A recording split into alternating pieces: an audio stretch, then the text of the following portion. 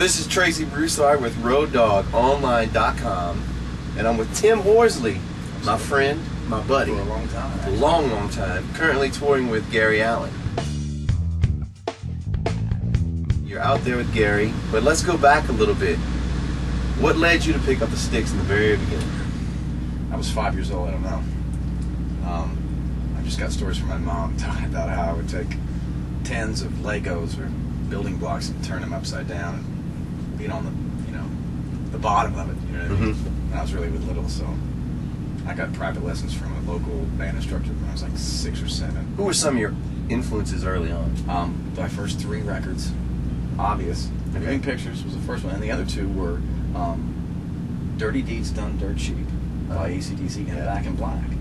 And of the 3 records, the one record that still rings true in my career is Back in Black, because kick drum placement cannot be...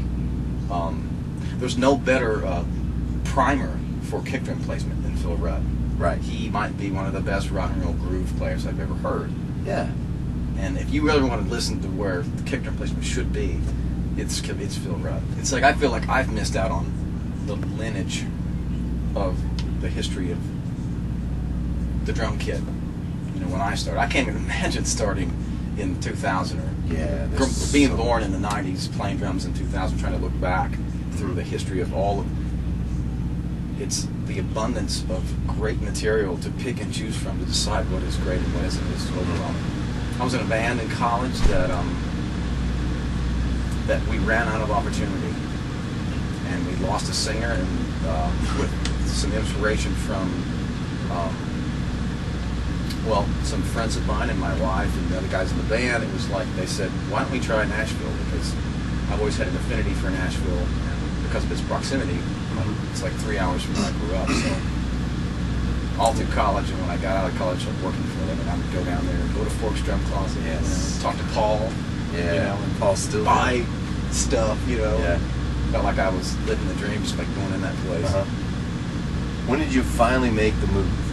I moved in '95. And then what was your first gig? My first gig was Susie Boggess. Was that audition process? Absolutely no audition whatsoever. Good for you. Congratulations. Auditions don't work. They don't work, do they? They're horrible. Auditions don't work. They're horrible, man. They don't work. Actually, my first audition in town was for a guy named Kevin Sharp. Oh, yeah. And I learned the most hard and fast rule about Nashville is that every audition is already layered with people who are going to get the gigs. Yes, that's the toughest thing about it. That's the worst thing you can ever learn, is you go in there thinking you have a shot, but auditions they're political, and someone's already got it before the whole thing starts. Yeah. So like that, my first experience with Nashville was trying to get a gig with Sharp, and the keyboard player, he was band leader, and his friend already had the gig. His drum set, believe it or not, was set up in the audition. Man. So I was playing that guy's kid. You know what I mean? That's when you show up. You're like, I have no shot.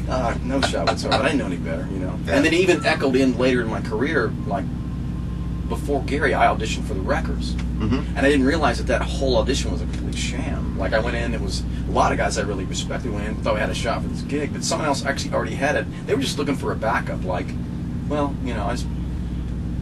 we like this guy, but if it doesn't work out, who else could be here to like? That's hard. Auditioning is really not. It doesn't work that way. Yeah. Did you get this gig by an audition? Actually, I didn't. Believe it or not. You did not? No. Well, I lucked out. Of course you didn't. That's my point. You don't get gigs by auditions. I got my gig with Gary because Brian Arsenal saw me play with Jamie O'Neill. Yeah. I got my Jamie O'Neill gig because I subbed it when I was with Keith Urban. I got my Keith Urban gig because I knew the road manager, a guy named Rick Fulner. I knew Rick Fulner because I worked with Susie Boggess, and the bass player in that band was in a jazz band with me before I got a real gig. And that is the lineage of getting gigs, man. That's it. I worked. Yeah. It is. I mean, that's how it works, man. It's like getting out of college and trying to get that first job. It's the first job's the hardest one to get, and then after that, you build a reputation and you start. The best thing that anybody can do when they come to town is to go out and play. Go to the places where music is happening. Like right now, it's like the Rutledge is still 12th and Quarter because it's been remodeled. And get down there and try to get up and play. Yeah. Because people that work are down there and they'll see you play, and from those experiences, you will network, you will meet people, you'll shake hands, and you'll find work. First and foremost, deep down, he's Bakersfield. Love of Buck Owens, huge love of California. A mix of Americana and Americana rock, like Tom Petty, maybe little John Mellencamp, I guess everybody's sort of influenced by him, but then somehow thrown into the cesspool of Nashville that turns you into a product, but at the same time still retains a sense of authenticity and autonomy that most people don't have. And I love that. Do you feel fulfilled doing this gig as a musician, man, walking off the stage? Fulfillment in a live gig is about your environment as much as it is about the music. You know this as much as I do. You play for 90 minutes and you travel for 22 and a half hours. Right. Yeah. And so fulfillment from a professional sense is is not only about the music you're trying to play, to be happy about every note that you're playing, being happy about the groove and the pocket that you're conveying to fans and watching them react to what you do, which is massively important. But at the same time, you've got to go back to a bus with, 12 dudes possibly on a bus, sharing a space that's as small as a locker room that we had in high school when you were in basketball or football. Yeah. Right. And you lived there for 22 and a half hours a day. So, do I feel fulfilled about this? Yes, I do, because both of those things are completely in balance. Pisces cymbals, I've got the Fives kit, and I've got that Noble and Cool snare drum. It's just stuff I want to play. Tim, I've always been impressed with your tuning.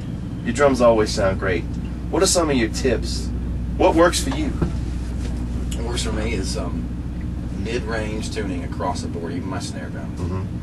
I don't crank top heads. You would be very surprised if you went up and tapped around on it. Because it's a Noble and Cooley. It's a 7 solid shell, and it's very live, open, and the top head, I can kind of geek out and I tune it to a note.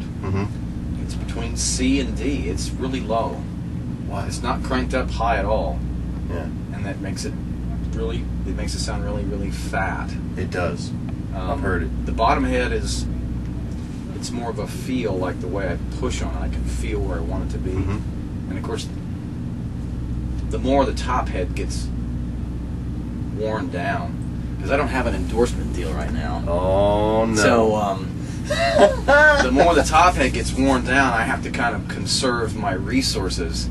And so I kind of, when it loses attack, I crank the bottom head up so it will kind of have more, it'll give the drum a little more pop for the front of house guy. Yeah. But the fresh drum heads on both sides, it's like the top head is very medium tension. And I've got that tuning technique from a lot of places, like Bob Gadsden's tuning video, which I still think is incredible. Simon Phillips, his 2 VHSs, I learned a lot from that, especially a lot about snare bottom and snare bed. Chris McHugh, who's been very cool to me over the years about just talking to me about drums and how he tunes stuff, and watching him on tour and learning stuff from him has been incredible.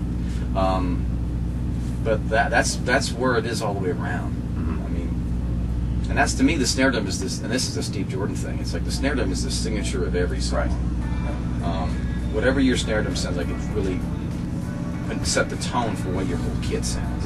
And this particular gig, and most of the time, I want it to sound big and fat and kind of obnoxious, because that's makes me, it gives it energy. It gives it something reckless, maybe a little. I want it to sound like it's out of control. Do you find it hard to play for the song? I think I learned about playing for the song a long time ago, and it was probably sometime when I was working for Keith Urban. At some point, I realized that you have to play for the song at all times, and it's carried over since then. And when you play live shows that are in front of as many people as we play in front of, I don't think busy stuff doesn't translate. I play a live gig, I didn't want to think about the power. I want to think about the most powerful pocket I can play. This is Tracy Broussard with Tim Horsley and RoadDawgOnline.com, and we're done.